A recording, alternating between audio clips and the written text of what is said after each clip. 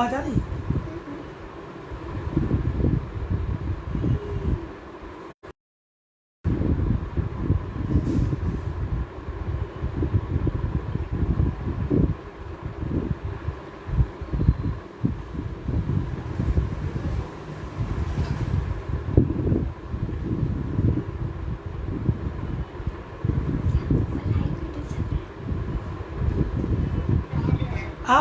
आ रहा है प्रकाश जी?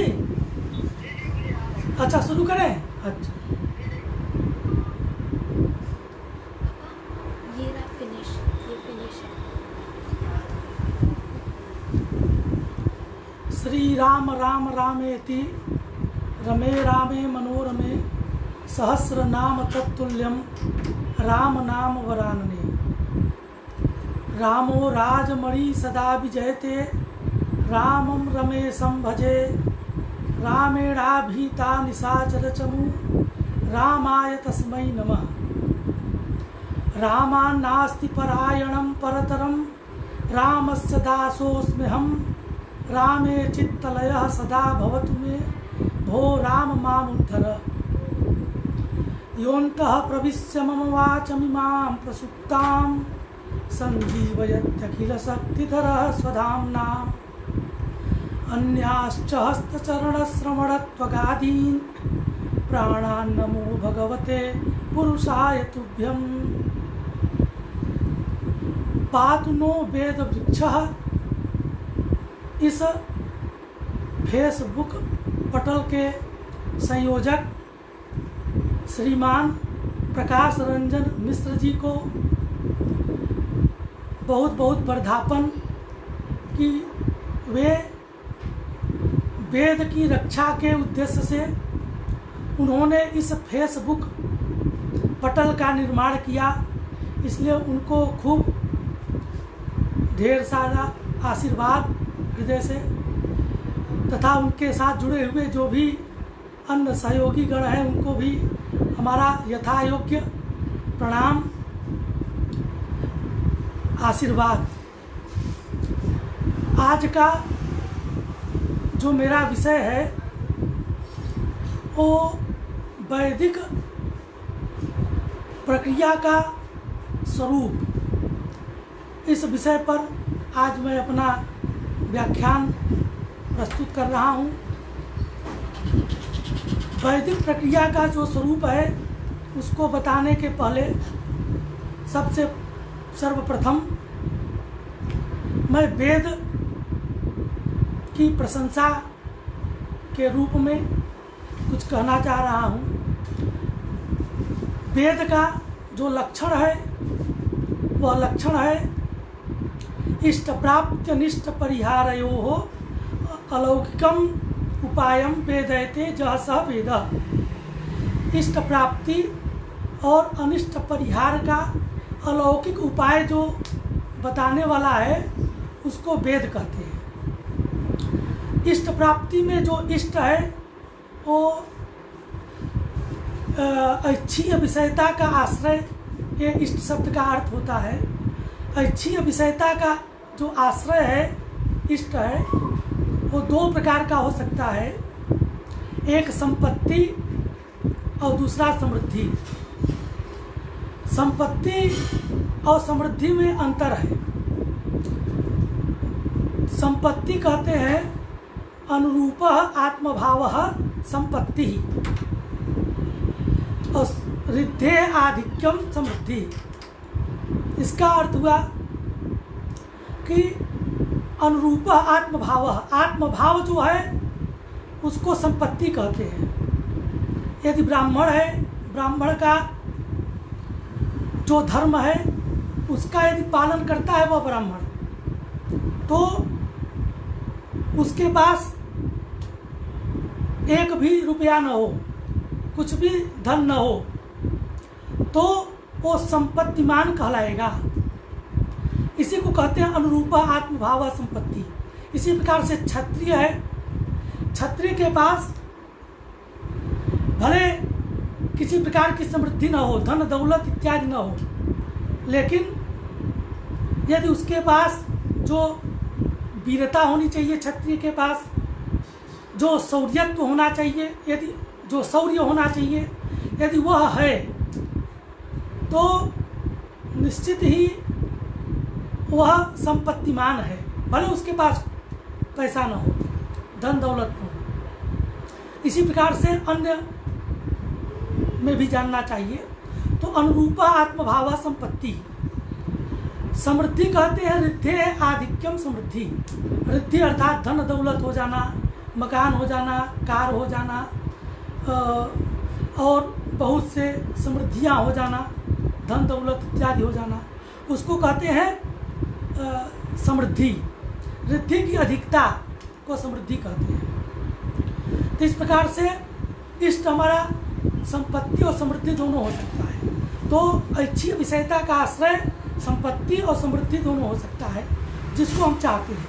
तो इष्ट प्राप्ति और जो अनिष्ट रोगादि जो दोष हैं उनकी निवृत्ति कराने का जो अलौकिक उपाय है उसको वेद कहते हैं।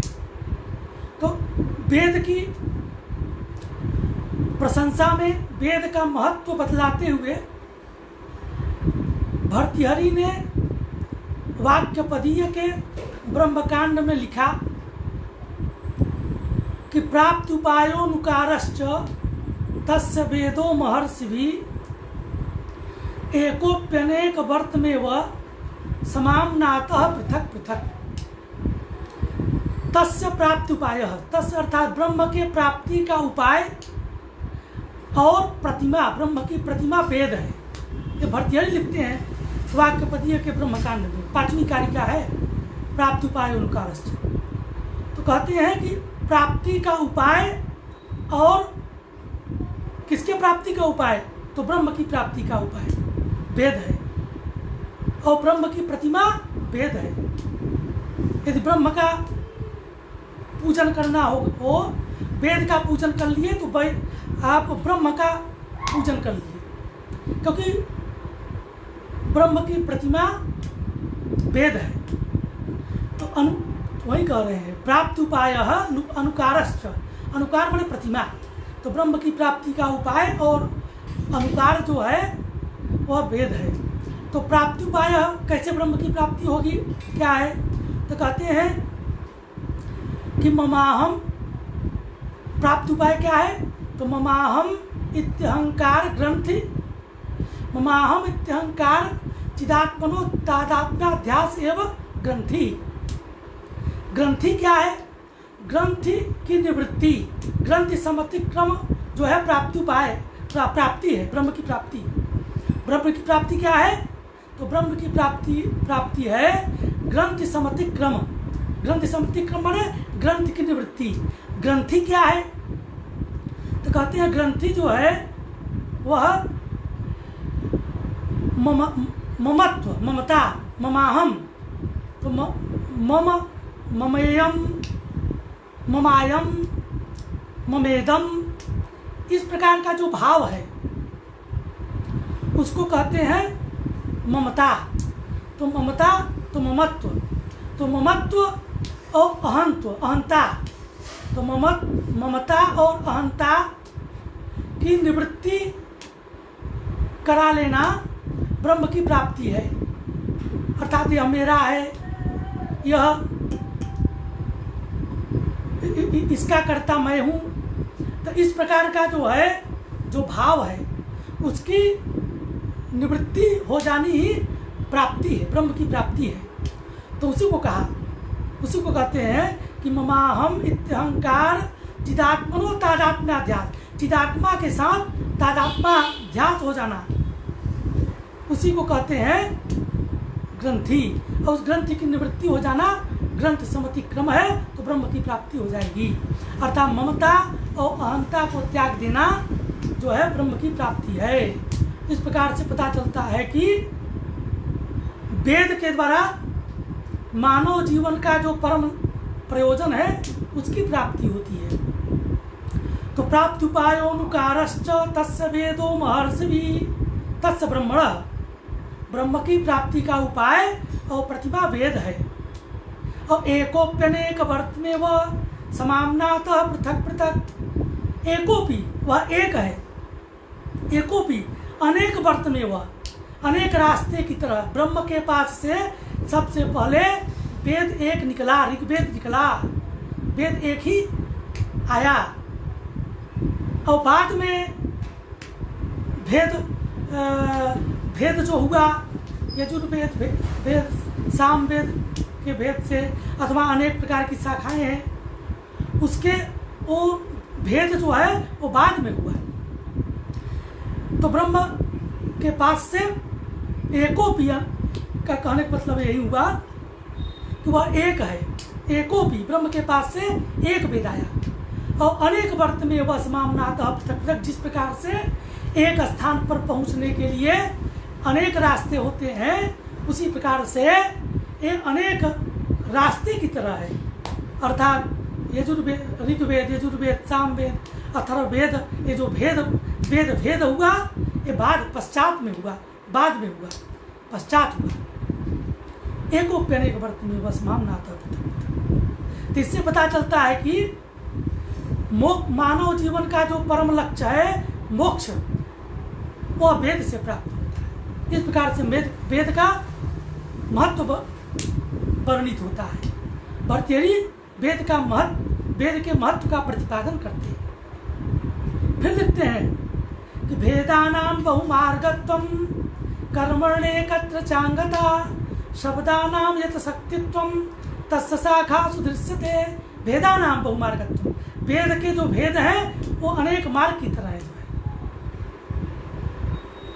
भेदानां बहुमार्गत्वं कर्मण्येकत्र चांगता, एक कर्म में उनकी उपकारक भाव है। अर्थात उपकारक भाव, अंगता, उपकारकता एक कर्म में होती है। एक यज्ञ रूप कर्म, एक यज्ञ कराने जाइए तो सभी वेद की आवश्यकता पड़ेगी। तो इसलिए इसको बात को बताते हुए कह रहे हैं कि कर्मण एकत्र चांगता। तो कहा भैया जब एक कर्म में सभी की आवश्यकता है तो वेद भेद क्यों किया, ये शाखा भेद क्यों किया। शाखा भेद जो किया अर्थात 100 अध्वर्यु शाखा, 101 यजुर्वेद की शाखा है, 100 अध्वर्यु शाखा, सहस्र वर्तमान सामवेद, 1000 सामवेद की शाखाएं हैं, 9 अथर्ववेद की 9 शाखाएं हैं और 21 भावृत्यम 21 ऋग्वेद की शाखा है। तो इस प्रकार से अनेक शाखा भेद किया गया। वेदों के अनेक शाखाएं हैं। ऋग्वेद की 21 शाखाएं हैं, यजुर्वेद की 101 शाखाएं। इस प्रकार से कह दिया जो है 100 अध्वर्यु शाखा इत्यादि के द्वारा।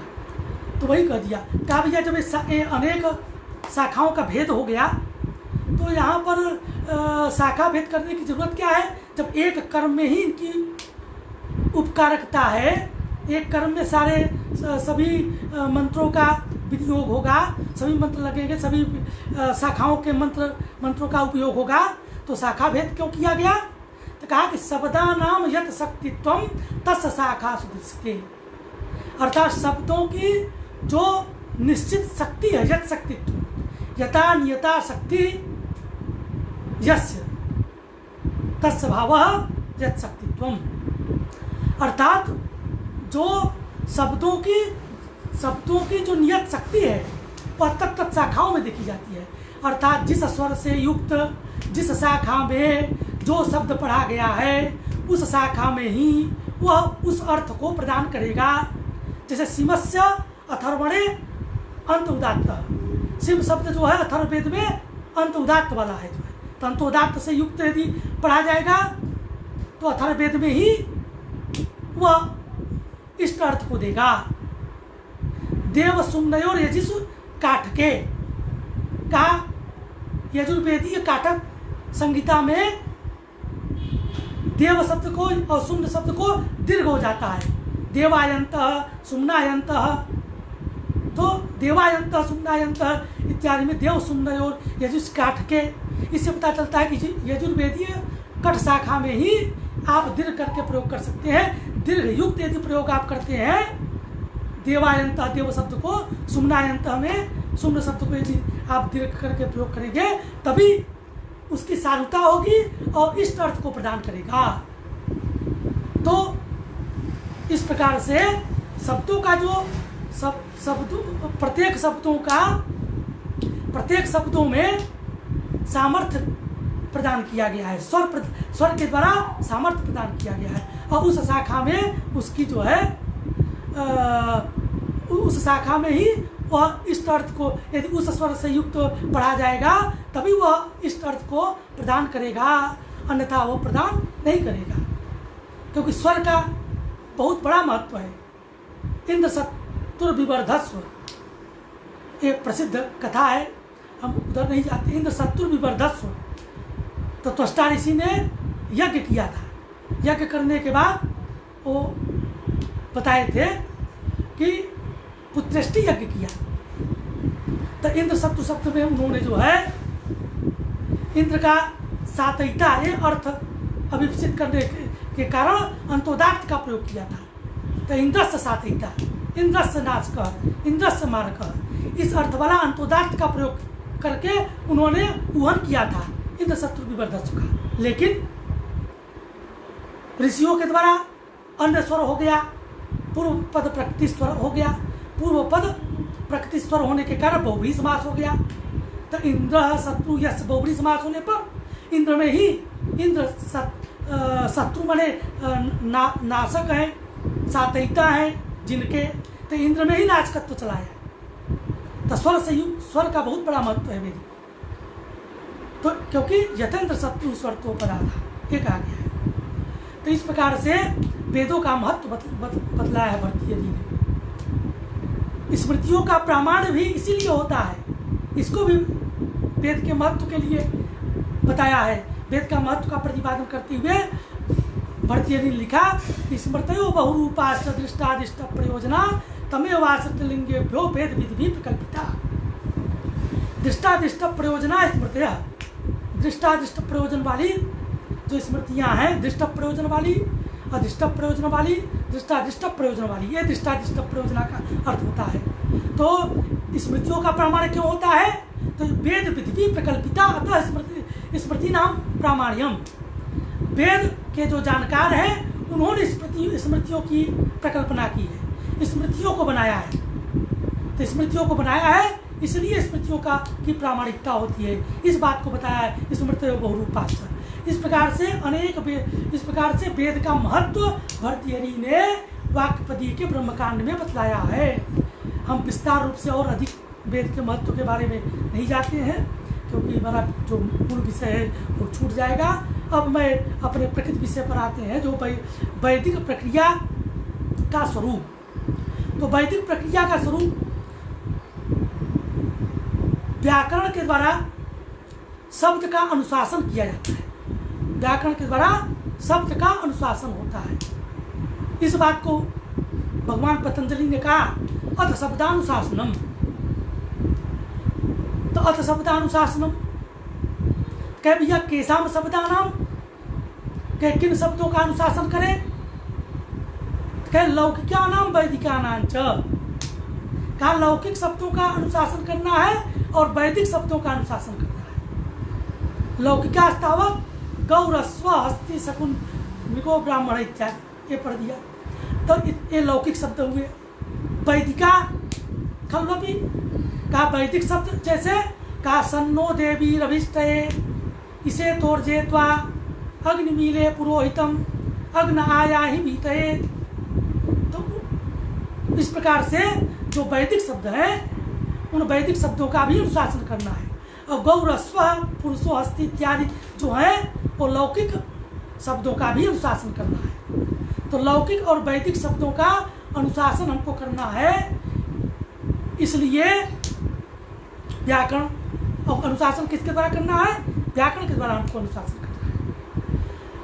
पहले लौकिक वैदिक शब्दों में भेद नहीं था। यहाँ पर एक प्रश्न होता है कि लौकिक वैदिक शब्द भी तो लौकिक है, लोक में ही तो वेद का भी उपयोग होता है।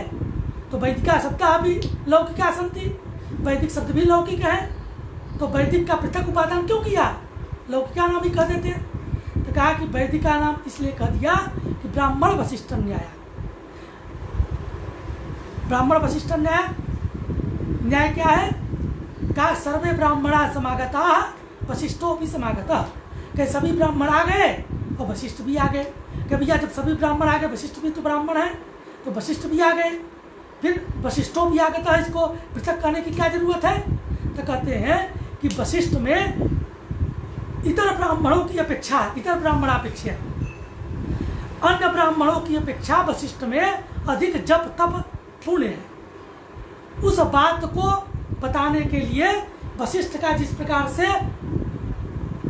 अलग उपयोग किया गया है, उसी प्रकार से लौकिक शब्दों से वैदिक शब्दों का अलग उपादान किया गया है। क्योंकि वैदिक शब्दों में आनपूर्वी में जो है शक्ति है, संगीता में शक्ति है, संगीता में सामर्थ्य है।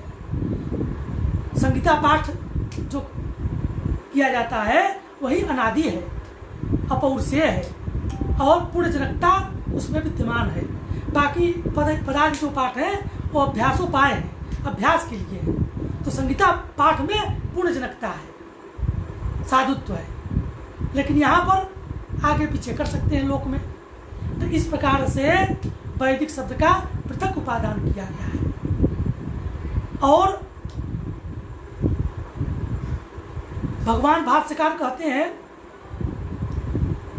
कि व्याकरणाध्ययन का प्रयोजन क्या है? कहते रक्षो हागम लघु संदेहा प्रयोजनम का रक्षार्थम वेदानाम चाध्येयम व्याकरणम। वेद की रक्षा के लिए व्याकरण का अध्ययन करना चाहिए। रक्षार्थम वेदानाम चाध्येयम व्याकरणम। वेद की रक्षा कौन कर सकता है? लोपागम वर्ण विकारज्ञो ही सम्यक वेदांत परिपालयिष्यति। लोपागम वर्ण विकार को जो अच्छी तरह जानता है वही वेद की सम्यक रक्षा कर सकता है। जैसे एक प्रयोग है देवा अधूहर। तो देवा अधूहर लोक में देवा अधुहत ये प्रयोग बनता है। दो धातु से लंगलकार में झ को अत करने के बाद आत्मनेपदे स्वंत से बहुवचन में देवा अधुहत। तो लोक में देवा अधुहत प्रयोग की साधुता है। लेकिन वेद में दो विशेष सूत्र आ जाते हैं वैदिकी प्रक्रिया में। कौन आ जाते हैं? तो एक सूत्र है बहुलम छंदसी।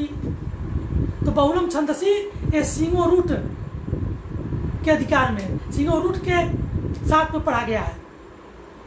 अभी बहुलम छंदस के बारे में बताएंगे, बहुत बहुलम छंदस क्यों का, तो सिंगो रूट के साथ पढ़ा गया है। तो इसलिए बहुलम छंदसी जो सूत्र है सिंगो रूट के साथ पे पढ़ा हुआ बहुलम छंदसी है, उससे रूट का आगम हो जाता है। तो रूट का आगम करने के बाद र बचता है,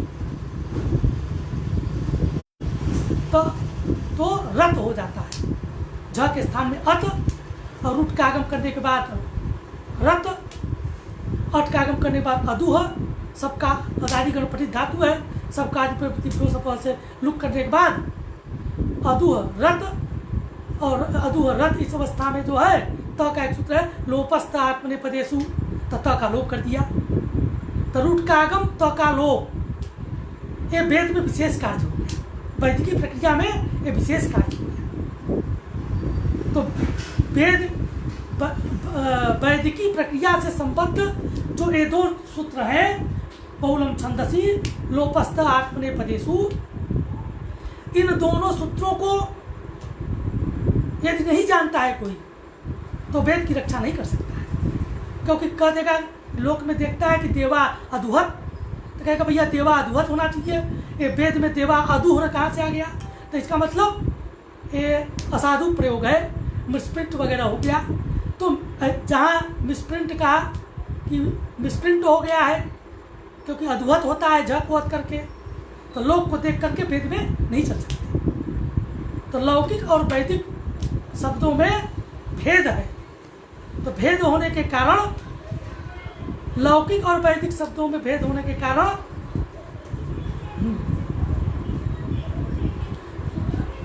यहाँ पर वैदिकी प्रक्रिया का पृथक उपादान जो है। और वर्ण विकार का, ये तो लोप और आगम का उदाहरण दे दिया हमने, क्योंकि लोपागम वर्ण विकार क्यों ही सम्यक वेदांत परिपाल स्थिति।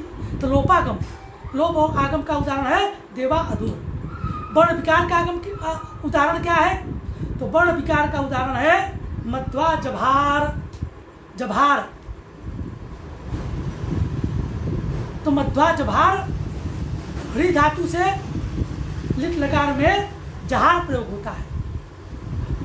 तो जहार, और एक सूत्र है हरि गहोर भस छंदसी। छंद में हरि और ग्रह धातु के हकार को भकार हो जाता है। तो मध्वा जभार, तो जहार के स्थान में जभार हो गया, भ हो गया। तो भ होने के कारण तो मध्वा जभार ये प्रयोग भी, तो जो हरि ग्रहोर भस छंदसी को नहीं जानता है वो कहेगा कि जहार ही होना चाहिए था। हरि धातु का जहार लिट लकार में रूप बनता है, ये जभार कैसे बन गया, आ गया वेद में? तो और वेद की रक्षा नहीं कर पाएगा। इसी प्रकार से उद्ग्राभम निग्राभम, ग्रह धातु का हरि का उदाहरण हो गया जहार। हरि गहोर भस छंदसी में हरि धातु भी है और ग्रह धातु भी है। ग्रह का उदाहरण है उद्ग्राभम निग्राभम। उद्ग्राभम निग्राभम में उद उपसर्ग पूर्वक ग्रह धातु से घय, नी उपसर्ग पूर्वक ग्रह धातु से घय और उपधा वृद्धि करके उद्ग्राह निद्ग्राह बनता है लोक में। तो उद्ग्राह निद्ग्राह, तो यहाँ पर वेद में क्या होगा? तो ग्राह के हकार को स्थान में भ हो जाएगा। तो उद्ग्राभम, उद्ग्राभ और निग्राभ ये बन जाता है। तो ग्राह के स्थान में उद्ग्राभ, उद्ग्राह के स्थान में उद्ग्राभ और निग्राह के स्थान में निग्राभ, ये वेद में प्रयोग होता है। तो इस प्रकार से वेद की वैदिक शब्दों की अलग महत्ता है। वैदिक शब्दों में पार्थक्य है। इस पार्थक्य को बतलाने के लिए बताया लौकिका नाम वैदिका। अब वैदिकी प्रक्रिया जो है उसका स्वरूप जानने के लिए हमें अष्टाध्यायी का आलोड़न करना पड़ेगा। अष्टाध्यायी में 8 अध्याय हैं। अष्टाध्यायी में 8 अध्याय हैं और वैदिकी प्रक्रिया में भी वैयाकरण सिद्धांत कौमुदी की जो वैदिकी प्रक्रिया है उसमें भी 8 अध्याय हैं। तो 8 अध्याय क्यों है? क्योंकि अष्टाध्यायी के प्रथम अध्याय में वैदिकी प्रक्रिया से संबद्ध जितने सूत्र हैं उन सूत्रों को प्रथम अध्याय में रखा हुआ है।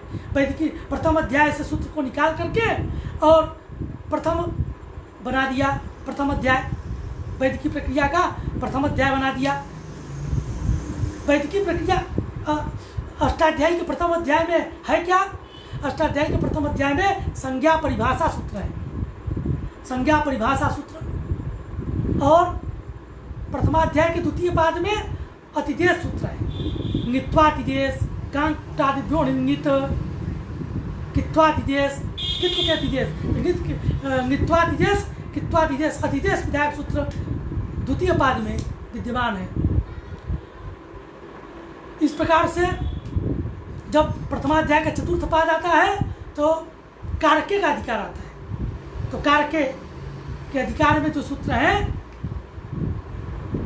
स्वतंत्र कर्ता कर्तृत्व मम कर्म इत्यादि गति बुद्धि, ये जितने भी सूत्र हैं वो तो पहले अध्याय प्रथम अध्याय के चौथे पाद में। तो प्रथम अध्याय में आपके संज्ञा सूत्र आ गए। तो संज्ञा सूत्रों का और अतिदेश सूत्रों का वैदिक प्रक्रिया में भी वेद से संबद्ध जो हैं उनको निकाल करके और भट्टो जी दीक्षित ने वैदिक प्रक्रिया के प्रथम अध्याय में रख दिया उन सारे सूत्रों को। तो वैदिक प्रक्रिया का प्रथम अध्याय हो गया। अष्टाध्याय के द्वितीय अध्याय में जब जाते हैं तो द्वितीय अध्याय में हमारे समास के सूत्र हैं, प्रथम और द्वितीय। अष्टाध्यायी के द्वितीय अध्याय के प्रथम और द्वितीय पाद में समास विधायक सूत्र है। तो समास विधायक सूत्र आ गए। तृतीय पाद में द्वितीय अध्याय के तृतीय और चतुर्थ पाद में विभक्ति विधायक सूत्र आ गए। कर्मादि संज्ञा विधायक जो सूत्र है वो उधर आ गए। अपादानादि संज्ञा विधायक सूत्र आ गए प्रथम अध्याय के चौथे पाद में। और विभक्ति विधायक अर्थात कर्मणि द्वितीया प्रातिपदिका अर्थलिंग परिमाण वचन मात्रे प्रथमा इत्यादि जो विभक्ति तृतीया च होश छंदसी, ये दूसरे अध्याय के तृतीय पाद में आ गए, तृतीय पाद में आते हैं। तो इस प्रकार से द्वितीय अध्याय के तृतीय आदि पाद में हमारे जो है विभक्ति विधायक सूत्र आ गए। अष्टाध्यायी के उसी प्रकार द्वितीय अध्याय में यहाँ पर वैदिक संबद्ध जितने भी सूत्र हैं वो सारे निकाल करके और भट्टोजी दीक्षित ने वैदिक प्रक्रिया में द्वितीय अध्याय बना दिया। इस प्रकार से तृतीय अध्याय में क्या है, तो तृतीय अध्याय में पहला सूत्र है, तीसरा अध्याय के पहले पाद का पहला सूत्र है प्रत्यय, तीसरा अध्याय के पहले पाद का दूसरा नंबर सूत्र है परश्च। प्रत्यय अपरश्च का अधिकार है पांचवें अध्याय के चौथे पाद के अंतिम तक जाता है। प्रत्यय जो है वो 3 पाद में विद्यमान है अष्टाध्यायी के। कहाँ कहाँ, तीसरा अध्याय, चौथा अध्याय और 5वां अध्याय, ये प्रत्यय है। तीसरे अध्याय में आपके विकरण आ गए, तीसरे अध्याय में आपके 3 प्रत्यय आ गए, तीसरे अध्याय में आपके धातु से विहित जो कृत प्रत्यय हैं वो आ गए। तो धात्वधिकारी प्रत्यय जो हमारे हैं वो हमारे तीसरे अध्याय में विराजमान हैं। तो तीसरे अष्टाध्यायी में जो धात्वधिकारी जो सूत्र हैं उनको तीसरे में रखा गया है। धातु सूत्र है तीसरा अध्याय के पहले पाद का 91 नंबर सूत्र, वहाँ से धातु चलता है। और धातु 3 है, धातु कर्मण धातु रेखाचो हलादि क्रिया संविहारयन् और धातु कर्मण समान कर्तिका दीक्षायाम बा, यहाँ से भी धातु जाता है। और धातु है 3 1 91, तो सारे मिल करके धात्वधिकारी है। तो धात्वधिकारी तीसरे अध्याय में अष्टाध्यायी के धात्वधिकारी प्रत्ययों का विवेचन किया गया है। तो वही धात्वधिकारी प्रत्यय हमारे जो वेद से संबद्ध जो सूत्र है धातुओं के अधिकार में, उनको निकाल करके भट्टोजी दीक्षित ने वैद की प्रक्रिया का तीसरा अध्याय बना दिया। अब चौथा अध्याय में किस प्रकार के सूत्र हैं, तो चौथे अध्याय के पहले पाद का 1 नंबर का सूत्र है न्याय प्रातिपदिकात। तो न्याय प्रातिपदिकात अधिकार सूत्र है, तो इसका मतलब प्रातिपदिक से होने वाले प्रत्यय यहाँ से जाएंगे। इसका अधिकार कहाँ से कहाँ तक है, तो न्याय प्रातिपदिकात का अधिकार हमारा जाएगा 5वें अध्याय के चौथे पाद के अंतिम तक। तो इसका मतलब चौथा अध्याय और 5वां अध्याय प्रातिपदिक अधिकारी है। तो प्रातिपदिक से होने वाले प्रत्यय जो हैं वो चौथे अध्याय में है और 5वें अध्याय में। तो चौथे अध्याय में कौन कौन से प्रत्यय आ गए, तो 4 चौथे अध्याय के 4 1 1 चौथे अध्याय के पहले पाद का 1 नंबर सूत्र है न्याय प्रातिपदिक। चौथे अध्याय के पहले पाद का 2 नंबर सूत्र है सौ जस्मौ षष्ठाभ्याम विस शुभ प्रत्यय विधायक जो सूत्र है सौ जस्मौ। तो शुभ प्रत्यय जो है चौथे अध्याय के पहले पाद का 2 नंबर सूत्र है शुभ प्रत्यय। तो शुभ प्रत्यय 2 नंबर आ गया। 4 1 3 नंबर सूत्र है स्त्रियाम। स्त्रियाम का अधिकार चौथे अध्याय के पहले पाद के 3 नंबर सूत्र से जाता है। तो तीसरे कहाँ तक जाएगा, 4 1 81 तक अथवा 82 तक। एक सूत्र है अणियोर नारसयो गुरुपुत्तमयो संग गोत्रे। तो संग प्रत्यय तक जाएगा, संग प्रत्यय तक जाएगा। तो वहाँ तक जो है स्त्रियाम का अधिकार है। तो वो जो स्त्री प्रत्यय है उसको चौथे अध्याय में रख दिया स्त्री प्रत्यय। तो वैदिकीय प्रक्रिया से संबद्ध जो है रात्रिश्चाजसौ सूत्र वो रख दिया चौथे अध्याय में। तो वहाँ से निकाला अष्टाध्यायी से और चौथे अध्याय का सूत्र है और वेद से संबद्ध है, इसलिए चौथे अध्याय में रख दिया। चौथे अध्याय में और एक सूत्र है तद्धिता। तद्धिता का अधिकार कहाँ से चलता है, 4 1 76 चौथे अध्याय के पहले पाद का 76 नंबर सूत्र तद्धिता। तो यहाँ से तद्धिता जाता है। तो तद्धित का अधिकार है। इसके बाद तो चौथा बाकी जो तद्धित है 4 1 76 के बाद के जो तद्धित है और 5वें अध्याय में जो तद्धित है उन तद्धित प्रत्ययों को रखा है चौथे अध्याय में। यहाँ पर भट्टो जिदीक्षित ने जैसे भवेच छंदस इत्यादि तो यहाँ पर उन्होंने रखा है जो तद्धित प्रत्यय है भवेच छंदस इत्यादि के द्वारा तद्धित प्रत्यय होता है भवर्त में। तो यहाँ उन सब सूत्रों को उन्होंने जो है चौथे और 5वें अध्याय में रख दिया। चौथे अध्याय का जो तद्धित सूत्र है उसको चौथे अध्याय में और 5वें अध्याय का जो तद्धित है उनको 5वें अध्याय में। और समासांत भी यहाँ पर आता है 5वें अध्याय के चौथे पाद में समासांता का अधिकार है। 60 नंबर या 68 नंबर सूत्र है 68 नंबर सूत्र है 5वें अध्याय के चौथे पाद का 68 नंबर सूत्र है समासांता यहाँ से जाता है। तो समासांत वाले सूत्र इसमें वैदिकी प्रक्रिया में आए हैं 5वें अध्याय के चौथे पाद के। तो 5वें अध्याय में वो समासांत तद्धित प्रत्यय 5वें अध्याय में समासांत प्रत्यय और तद्धित प्रत्यय आए हैं। 6ठे अध्याय में क्या है तो 6ठे अध्याय में आपके सबसे पहले अष्टाध्यायी में द्वित्व का विधान किया एकाचो द्वे प्रथमस्य इत्यादि। तो उनका द्वित्व प्रकरण को बना दिया। द्वित्व जो 2 जगह है अष्टाध्यायी में एक 6ठे अध्याय में द्वित्व है 6ठे अध्याय के शुरू में ही एक 6 1 1 से द्वित्व आरंभ हो जाता है। तो 6ठे अध्याय के शुरू में द्वित्व प्रकरण है और 8वें अध्याय के पहले पाद में शुरू में द्वित्व है 8 1 1 वो भी द्वित्व है। तो इस प्रकार से साष्ट द्वित्व हुआ और अष्टमिक द्वित्व हुआ। 6ठे अध्याय का जो शुरू में द्वित्व है उसको साष्ट द्वित्व कहते हैं। 8वें एकाचो द्वे प्रथमस्य लिट अजादे द्वितीयस्य लिट धातु अभ्यासस्य इत्यादि जो सूत्र है वो 6ठे अध्याय के साष्ट द्वित्व कहलाते हैं। और सर्वस्व द्वे नित्य विपसयो जो इत्यादि जो सूत्र है वो हमारे 8वें अध्याय के 8वें अध्याय के पहले पाद में शुरू में। तो 6ठे अध्याय की शुरुआत में और 8वें अध्याय की शुरुआत में द्वित्व को रख दिया साष्ट द्वित्व अष्टमिक द्वित्व। उसके बाद द्वित्व के 6ठे अध्याय में जो द्वित्व हुआ उसको उठा करके शुरू में वेद से संबद्ध जो द्वित्व है उस द्वित्व को उठा करके इन्होंने शुरू में रख दिया। यहाँ पर 6ठे अध्याय के पहले शुरू में ही तो द्वित्व से आरंभ वहाँ द्वित्व से आरंभ यहाँ पर भी करते हैं वैदिकी प्रक्रिया में भी कर देते हैं। वेद से संबद्ध जो सूत्र वार्तिक हैं उनको 6ठे अध्याय में रखते हैं। उसके बाद 6ठे अध्याय में एकादेश संधि आती है एक अपूर्व प्रयोग का अधिकार आता है। तो एकादेश संधि आ गई तो 6ठे अध्याय में आपके जो है अच संधियों का निरूपण किया गया है। तो अब 6ठे अध्याय में आपके अच संधि जितने भी हैं आद्गुण वृद्धि रेच तो आँख बंद करके आप कह सकते हैं कि आद्गुण कहाँ का है 6ठे अध्याय का, इको कहाँ का है 6ठे अध्याय का, पदांतादित कहाँ का है 6ठे अध्याय के पहले पाद का। क्योंकि वो आपका जो है एकादेश संधि भी यहीं पर है 6ठे अध्याय में। तो अच संधियाँ आपको जो भी दिखाई पड़े वो आपके 6ठे अध्याय के हैं।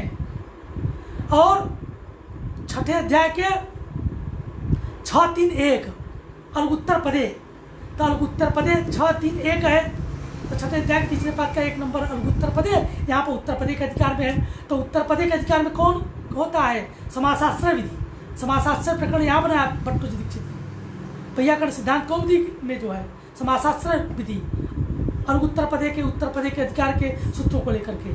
और उनमें जो हमारे वैदिकी प्रक्रिया से संबद्ध सूत्र हैं उनको उठा करके वैदिकी प्रक्रिया में रख दिया 6ठे अध्याय में। तो उत्तर प्रदेश 6ठे अध्याय के चौथे पाद का पहला सूत्र है अंगस्य। तो अंगस्य का अधिकार कहाँ कहाँ जाता है तो अंगस्य का अधिकार 5 पाद में जाता है। 6ठे अध्याय का चौथा पाद 7वें अध्याय का पहला दूसरा तीसरा और चौथा 5 पाद अंगाधिकारी है।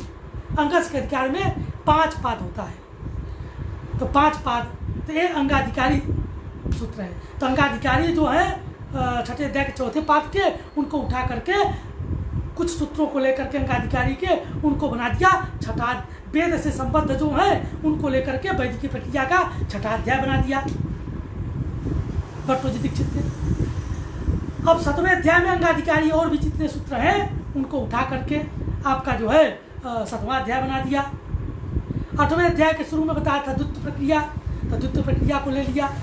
तो द्वित्व प्रक्रिया को लेकर के उन्होंने सर्वस्व द्वय इत्यादि वाला द्वित्व उनको लेकर के नित्य विषय इत्यादि जो द्वित्व है पद को द्वित्व, तो उन द्वित्वों को लेकर के पद द्वित्व वाला जो उनको लेकर के आपका द्वित्व प्रकरण आदि में बना दिया 8वें अध्याय के पहले शुरू में। उसके बाद सूत्र है पदस्य 6ठे अध्याय के 8वें अध्याय के पहले पाद का 16 नंबर सूत्र है पदस्य, और 17 नंबर सूत्र है पदार्थ। तो पदस्य और पदार्थ का अधिकार ले करके उनको पदस्य और पदार्थ का अधिकार 8वें अध्याय के तीसरे पाद तक जाता है, तो उनको लेकर के उन्होंने क्या बना दिया, तो पदस्य और पदार्थ का अधिकार। इसमें आपके जो है 8वें अध्याय में आपके व्यंजन संधियां भी आती है, और 8वें अध्याय के तीसरे पाद में शब्द प्रकरण है। शब्द विधायक जितने भी सूत्र, बहुत ढेर सारे सूत्र हैं, वो वैदिक प्रक्रिया में बहुत आए हैं। तो शब्द 8वें अध्याय के तीसरे पाद में है। तो तीसरे पाद में जो वेद से संबद्ध, वैदिक प्रक्रिया से संबद्ध जो सूत्र है उनको उठा करके 8वें अध्याय में डाल दिया।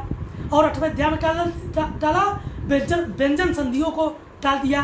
और 8वें अध्याय में क्या डाला, 8वें अध्याय के चौथे पाद का 1 नंबर सूत्र है रसाभ्याम नोड़ा समान पदे रत्व प्रकरण। सत्व और रत्व प्रकरण, तो सत्व प्रकरण भी 8वें अध्याय में है और रत्व प्रकरण भी 8वें अध्याय में।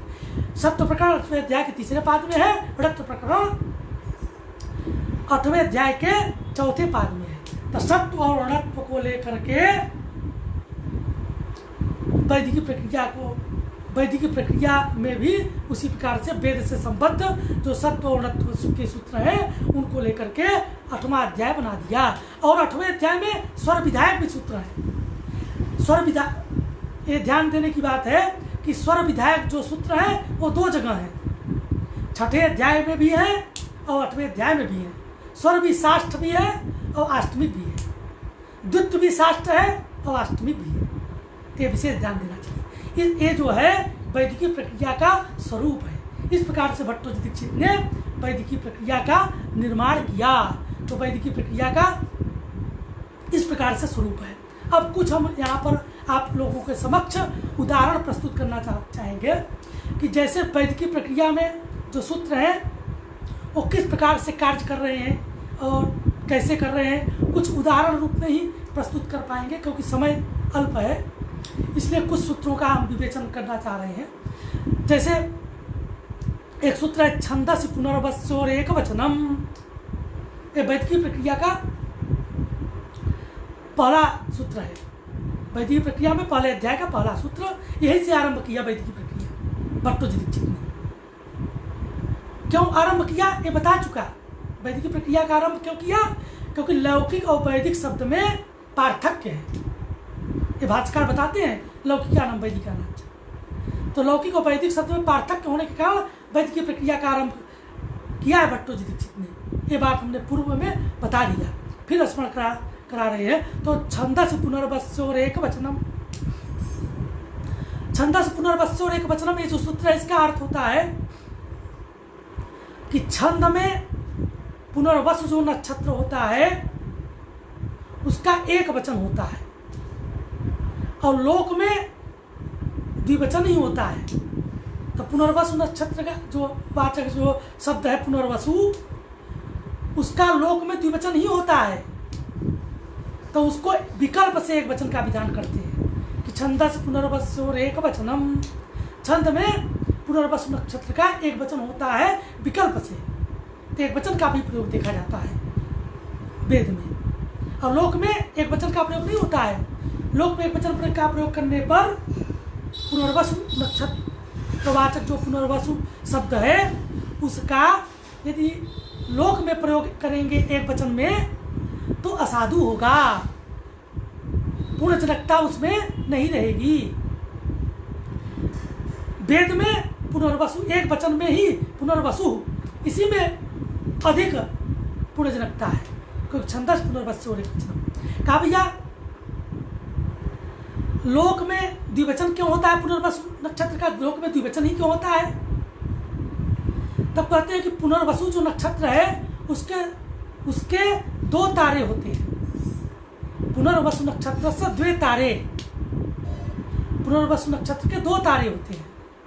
तो उन दो तारों की जो अवयव रूप में विद्यमान है, पुनर्वसु नक्षत्र में अवयव रूप में विद्यमान जो दो तारे हैं, उनके उद्भूत विवक्षा होने के कारण, उनकी उद्भूत विवक्षा होने के कारण पुनर्वसु नक्षत्र का लोक में द्विवचन ही होता है।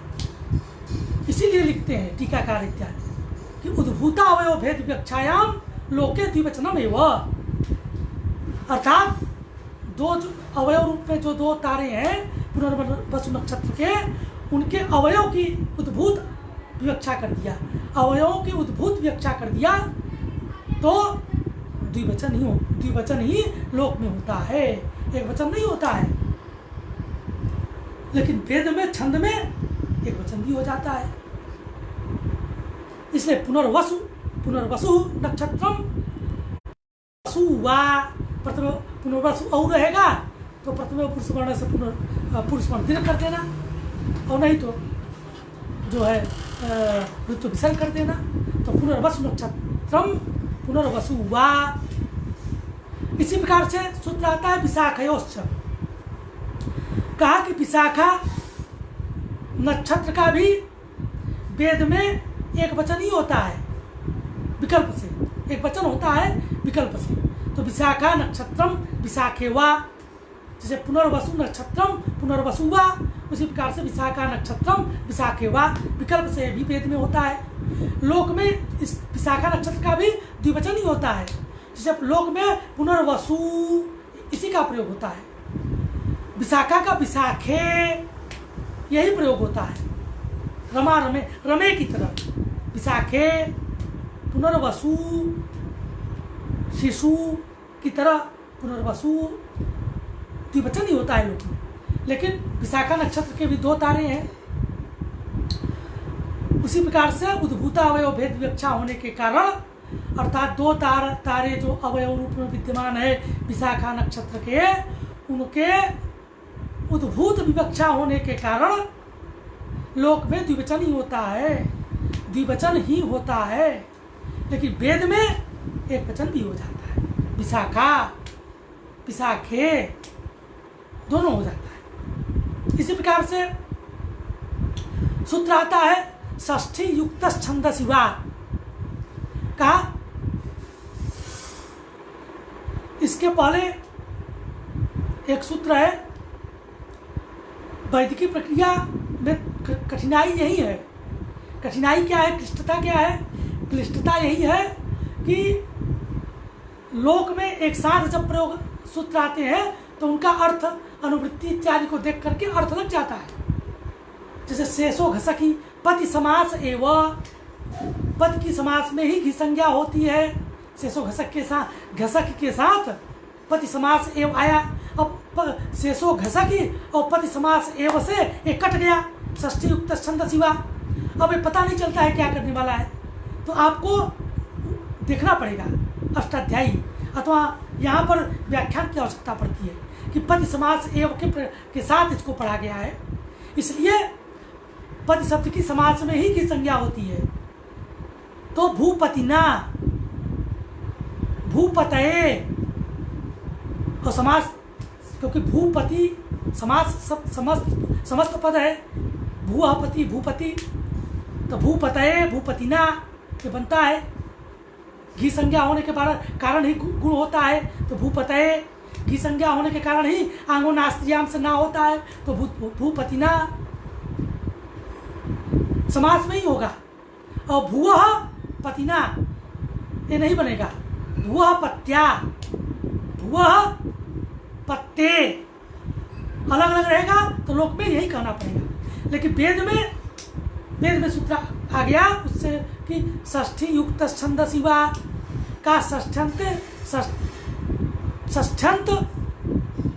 शब्द से युक्त जो पद शब्द होगा, उसकी ऐसे जो पद शब्द है उसकी घी संज्ञा छंद में विकल्प से हो जाती है। तो क्षेत्रस्य पतिना वयम, ये उदाहरण आ गया। तो क्षेत्रस्य पतिना, घी संज्ञा हुई, क्षेत्र से षष्ठंत पद है, तो क्षेत्र से षष्ठंत पद है और उससे युक्त जो है वो हमारा पति शब्द है। तो पति शब्द की घी संज्ञा हो गई, और घी संज्ञा होने के कारण हमारा आंगोनास्तियाम से ना हुआ, क्योंकि आंगोनास्तियाम घी संज्ञा होने के कारण ही लगता है, घी संज्ञा होगी तभी लगेगा। तो क्षेत्रस्य पतिना वयम ये रूप बनता है। अब यहाँ पर कहते हैं कि षष्ठी युक्त छंदसी वाला जो सूत्र है, इसमें षष्ठी युक्त छंदसी एक सूत्र हो जाता है और वह दूसरा हो जाता है। योग विभाग कर देते हैं, योग विभाग।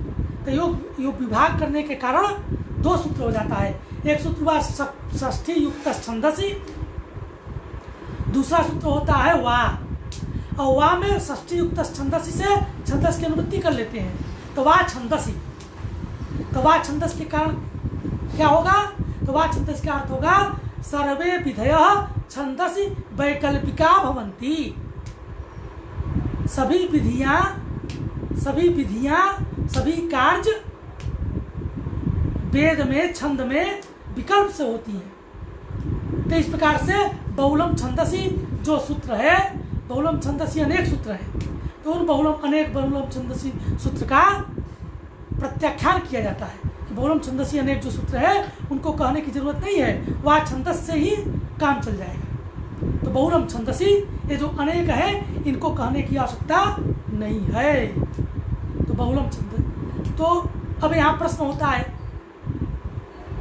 कि वह छंदस से सिद्ध है, बहुलम छंदसी इत्यादि की आवश्यकता नहीं पड़ेगी। बालकों को ये बहुत भ्रम हो जाता है, अनेक बार भ्रम होता है और बार बार पूछते हैं कि गुरुजी ये बहुलम छंदसी एक ही सूत्र बना देते हैं, ये बहुलम छंदसी बहुलम छंदसी बहुलम छंदसी ये अनेक बार क्यों कहते हैं? अनेक बहुलम छंदसी सूत्र है, तो अनेक बहुलम छंदसी सूत्र को क्यों बना दिया? तो कहते हैं कि अनेक बहुलम छंदसी सूत्र इसलिए बनाया गया है कि भैया जिस सूत्र जहाँ जिससे संबद्ध होगा, जहाँ पर जिस प्रकरण में कहा जाएगा वही न कार्य करेगा, जिस कार्य वाले प्रकरण में कहा जाएगा जो बहुलम छंदस सूत्र वही न कार्य करेगा। तो मान लीजिए मानते हैं कि अधिप्रवृत्तिभ्य सपः के साथ हम बहुलम छंदसी कर, हमको सबका लुक करना है, तो सबका लुक करना है तो हमको अधिप्रवृत्तिभ्य सपः के साथ ही तो हमको बहुलम छंदसी कहना पड़ेगा, तभी तो सपः लुक की अनुवृत्ति उसमें होगी। तो सपः लुक की अनुवृत्ति होगी अधिप्रवृत्तिभ्य सपः में जो है सपः और पूर्व सूत्र से लुक की अनुवृत्ति करके हमारा जो है बहुलम छंदसी सपः लुक करेगा, सबका लुक करेगा। यदि अन्यत्र पढ़ देंगे तो सपः लुक कहाँ से आएगा? तो सबका लुक करने के लिए सबका लुक विधान करने वाला जो बहुलम छंदसी सूत्र है वो अलग है, उसको अलग से कहना पड़ेगा। स्लू बहुलम छंदसी सूत्र के करना है, जैसे उदाहरण देख लीजिए। बहुलम छंदसी जो सूत्र है वो छंद में लुक कर देता है बाहुल का। जैसे एक धातु है दा धातु, तो लोक में इसका रूप बनता है ददात। दा धातु ज्योत्यादि गण में पढ़ा है, तो ज्योत्यादि गण में पढ़ा है तो उसका स्लू होता है, ज्योत्यादि स्लू से स्लू होता है। तो स्लू होगा तो स्लव से द्वित्व होगा, और द्वित्व होगा अभ्यास आदि कार्य करने पर ददात रूप बनता है। तो बहुलम छंदसी ने क्या किया? बहुलम छंदसी ने ज्योत्यादि गण में पठित जो धातु है उसमें भी बाहुल का लुक कर दिया। तो लुक कर दिया तो क्या हो गया? दाति दाति प्रियाण चिद वसु। इसी प्रकार से वृत्रम हनत वृत्रहा, बहुलम छंदसी लुक कर रहा है बाहुल का, तो वृत्रम हनत वृत्रहा ये वेद में प्रयोग आता है। तो वृत्रम हनत वृत्रहा जो है तो हनति, लोक में हंति प्रयोग होता है, तो बहुलम छंदसी के कारण क्या प्रयोग हो गया? बहुलम छंदसी ने जो है बाहुलकात लुक करते हैं, बाहुलकात लुक कर दिया तो क्या बन गया? बाहुलकात लुक करने के कारण क्या बना? हनति, हंति बनता है तो हनति सबका लुक नहीं हुआ, तो दाति में लुक हो गया तो दाति बना, और हनति में लुक नहीं किया बहुल का। बहुल क्योंकि क्वचित प्रवृत्ति, क्वचित अप्रवृत्ति, क्वचित विभाषा, क्वचित अन्नदेव, 4 प्रकार के बाहुल होते हैं। तो इस प्रकार से जो है हमारा दाति प्रियाण चित वसु वृत्रम हनति वृत्रा। जब हम चाहते हैं जुहत्यादि प्लस स्लू शुरू करना है तो स्लू को भी बाहुल का, तो वहां पर भी कह दिया बहुलम छंदसी, बहुलम छंदसी वहां पर भी आ गया, तो वहां बहुलम छंदसी आया तो क्या हुआ? तो दाति भी बन जाएगा, शुरू नहीं हुआ। और पूर्णाम विवष्टि, विवष्टि प्रयोग होता है लोक वेद में, लोक में वष्टि प्रयोग होता है।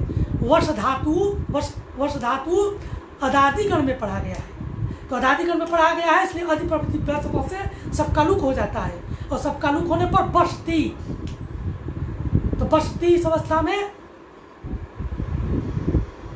श को भ्रष्ट भ्रष्ट से जमृज यजराज भ्राज शशांक इत्यादि जो सूत्र है उस सूत्र से मूर्धन शकार के दंत तालव्य शकार के स्थान में मूर्धन शकार हो गया, मूर्धन शकार कर दिया, ष्टुनाष्टु से ष्टुत्व करके वर क्या बनता है? वष्टि बनता है, अदादिगण पठित धातु है तो वष्टि, तो लोक में वष्टि प्रयोग बनता है। यहाँ पर बहुलम छंदसी ने क्या किया? बहुलम छंदसी ने विवष्टि बना दिया। तो इस प्रकार से वृत्रम हनति वृत्रहा, दाति प्रियाणि चित वसु, पूर्णाम विवष्टि इत्यादि अनेक प्रयोगों की सिद्धि होती है। बहुलम छंदसी इत्तु विधायक भी सूत्र है। इस प्रकार से अनेक बहुलम छंदसी सूत्र की बनाने की आवश्यकता है। अर्थात जिस कहने का तात्पर्य है कि जिस प्रकरण के साथ, जिस कार्य वाले के साथ बहुलम छंदसी सूत्र पढ़ा जाएगा उस कार्य को ही वह करेगा। इस प्रकार से हमको अनेक कार्यों करने वाले बहुलम छंदसी सूत्र की आवश्यकता है। लुक करने वाले भी बहुलम छंदसी सूत्र की आवश्यकता है तो बहुलम छंदसी, स्लू करने वाले भी बहुलम छंदसी सूत्र की आवश्यकता है तो बहुलम छंदसी, इत्तु करने वाले बहुलम छंदसी सूत्र की आवश्यकता है तो बहुलम छंदसी। इस प्रकार से और भी जहाँ आवश्यकता है तो बहुलम छंदसी इत्यादि जो है रखे गए हैं। इसी इन सारे बहुलम छंदसी सूत्र का प्रत्याख्यान कर दिया भाष्यकार ने। कैसे प्रत्याख्यान किया? तो षष्ठी युक्त छंदसी वा, तो षष्ठी युक्त छंदसी वा के जो वा है उस वा योग भाग करके और छंदस की अनुवृत्ति करके वा छंदसी तो सर्वे विधियां छंदसी वैकल्पिका। इस प्रकार से सभी विधियां छंद में वैकल्पिक होती हैं तो हमको आवश्यकता बहुलम छंदसी की आवश्यकता नहीं पड़ेगी। इस प्रकार से योग विभाग करके भाष्यकार ने बहुलम छंदसी का प्रत्याख्यान कर दिया। अब आता है अयस्मयादीन छंदसी का। भैया अयस्मयादिगण पठित जो शब्द है उनकी साधुता होती है, तो अयस्मयादीन छंदसी, तो अयस्मय, तो यहाँ पर क्या होता है? ऐसा विकार, ऐसा विग्रह करके मय प्रत्यय हो जाता है। तो यहाँ पर अंतर्वर्ती व्यक्ति को मान करके अर्थात प्रत्यलोपे प्रत्यय, क्योंकि सुबंध से तद्धित प्रत्यय होता है, तो सुबंध से तद्धित प्रत्यय होगा तो अंतर्वर्ती व्यक्ति को मान करके अर्थात प्रत्यलोपे प्रत्यय लक्षण मान करके वो पद बनेगा, और पद बनेगा तो सजु से रुत्व प्राप्त होगा, उत्त प्राप्त होगा, अयोमय बनना चाहिए। क्या अयस्मयादीन छंदसी कि भैया यहाँ पर अयस्मयादि जो गणपति शब्द है उनकी साधुता होती है, अर्थात भ संज्ञा के द्वारा साधुता होती है तो भ संज्ञा कर लेनी चाहिए, और पद संज्ञा के द्वारा साधुता होती है तो पद संज्ञा कर लेनी चाहिए।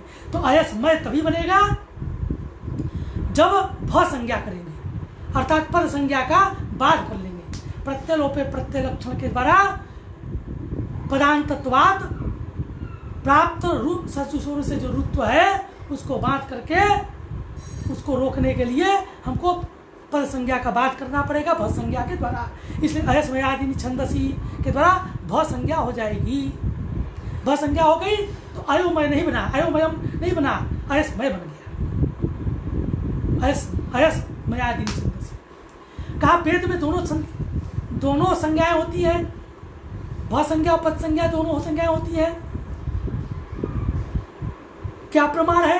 तो कहे उभय संज्ञान्य छंदांश दृश्यन्ते, कहे कि छंद में दोनों संज्ञाएं देखी जाती है, अर्थात भ संज्ञा भी देखी जाती है और पद संज्ञा भी देखी जाती है। भ और पद दोनों संज्ञाएं होती हैं छंद में।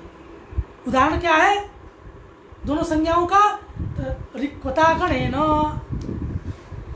किसी मंत्र में प्रयोग आया ऋक्वता गणेन, तो ऋच संति अस्य अस्मिन् वा, ऐसा विग्रह करके ऋच शब्द से, चकारांत ऋच शब्द से मतु प्रत्यय हो जाता है।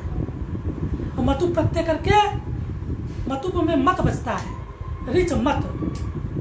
और एक सूत्र है झय, झय सूत्र से मतु के मकार को वकार हो जाता है, तो ऋच वत।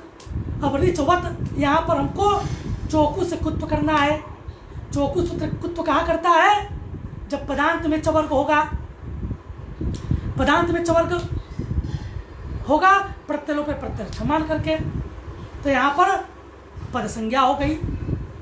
तो पद संज्ञा होने के ऋक्वता में च के स्थान में क किया, कुत्व किया, चौकू सूत्र। जब कुत्व किया तो कुत्व कब होगा?